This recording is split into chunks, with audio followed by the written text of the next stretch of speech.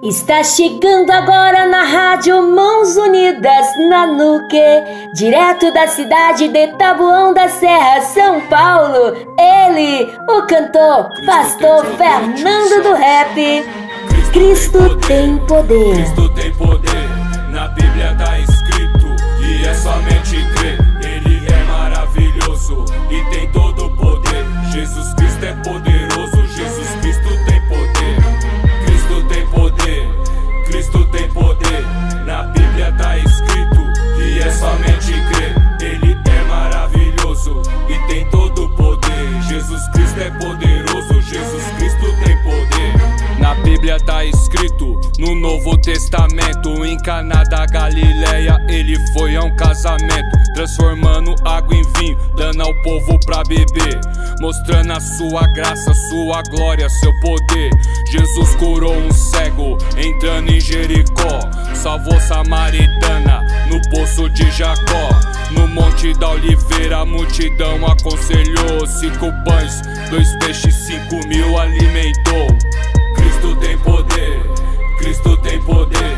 Na Bíblia tá escrito que é somente crer. Ele é maravilhoso e tem todo o poder. Jesus Cristo é poderoso, Jesus Cristo tem poder.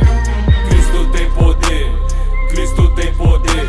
Na Bíblia tá escrito que é somente crer. Ele é maravilhoso e tem todo o poder. Jesus Cristo é poderoso, Jesus Cristo tem poder. Na cidade de Naim estava a mulher chorando, seu filho ia para o túmulo e o povo carregando. Jesus parou o enterro e o povo reprovou. Ele chamou o morto levantou.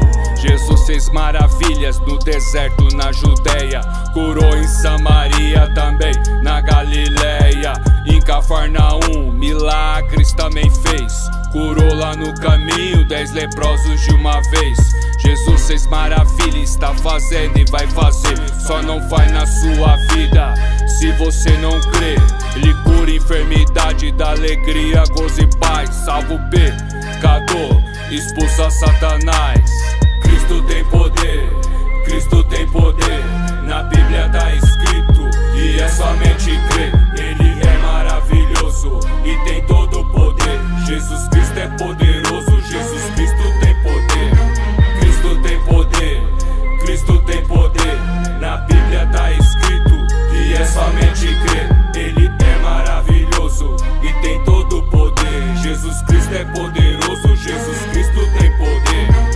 Graça e paz, irmãos. Aqui é o pastor Fernando do Rap.